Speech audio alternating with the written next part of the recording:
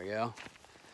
Fuck yeah. So we're going to talk about skunky beers today and why they get that way. Yeah, another viewer question.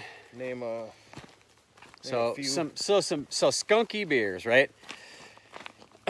For a long time, people thought that was a desirable flavor, like something you wanted in a beer. So, what are some beers that you would typically think of as being skunky? Well, I think the first and foremost would be Heineken. Yep. Everyone knows what that is. Yeah. Another one comes to mind that I've had is Grolsch. Yep. Corona. Oh yeah, Yep. that classifies right in there. Yep. All those. Fuck, I don't know any others really. So do you know why that happens? So skunky beer, sometimes it's called light struck beer, and that starts to get to kind of the root of exactly why it happens. Rolling Rock in the green bottles, Corona in the clear bottles, Heineken in the green bottles. So what happens is it's a process known as photochemical oxidation. So what happens is the glass that's clear or glass that's green allows full spectrum light through, right? I didn't know that. Like whether it's fluorescent lights in the grocery store or whether it's sunlight or whether it's even in your glass sitting out. If you have just any kind of regular beer sitting in a glass out in the sun, you know, in addition to getting warm, obviously, it's going to start to get skunky. And depending on the beer, the color of the beer, how much hops there is, it's going to get skunky, you know, at an accelerated rate. So the light permeates the glass, and specifically in the visible light spectrum, we're talking about the blue light wave. And we're talking about something, I want to say it's somewhere in the 550 to 770 nanometer range, but it's a blue light wave in the visible light spectrum.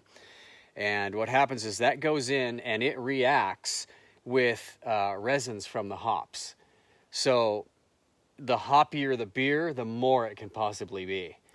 Sort of depending. But the reason you see it in those beers that we talked about and others is because of the glass that they're in. So clear glass and green glass allows that blue light wave to permeate in there and photochemically oxidize those hop resins. Well, it makes sense because of the fact that, yeah, the clear glass beers that I've had and the green glass beers that I've had happen to be more of a skunky. And if they're sealed in a case, they don't taste like that at first, but then after they're exposed to light, boom, done deal, dude. And there's no going back. Once it happens, it happens. That's cool. And so it creates sulfur mercaptan is what happens, and it's just a sulfur compound. It has that skunky kind of smell, and it's very, very chemically similar, like pretty much identical to like a skunk's, spray arsenal. Yeah, it's very similar. So it's a sulfur mercaptan that's produced, and it's called photochemical oxidation, and that's why it happens. No shit. So beers that are in brown bottles, they're not skunky, right? Right. So why is that? It won't let the light through. Fucking A right. The blue Exactly. light, yeah. The blue light wave doesn't permeate those bottles. Now, the interesting thing is you think of a beer like Miller, right? Like Miller High Life or what, just regular Miller beer. It's in a clear bottle. Right. But it doesn't skunk. So Miller purposely adds a photochemical inhibitor to their beer. It's an additive that goes in. I'm not sure if they invented it and patented it or whatever. All I know is they do it. And it doesn't skunk. Now, going to Heineken, I know, and even Grolsch I've seen, they have cans. The little mini keg cans and shit. Like, how does that Well, work it's not with that? skunky. When you drink the beer, it's not skunky. Oh, okay. Well, I've never had those. I mean, it's as simple as that. I mean, Unless the beer. you fucking throw it in a glass and then it does it. But... No, the beer is just simply not skunky. I mean, it's Right. it's just normal beer. Yeah. And the reason why skunkiness was, I don't know, there was this perception that it was a good thing, like it was supposed to taste like that, is because think about, in the 80s, right? There weren't really very many craft brews. Certainly not until the very end of the 80s when breweries like Fisher's and Grant's and Mendocino and you maybe Sierra Nevada, were coming out right mid to late 80s. Before then, you either had regional breweries, Lion and Kugel's and Shiner and Hams was huge, and Stroh's, and I mean, you had that kind of stuff. Oh right? yeah, oh yeah. The good beer back then was Michelob.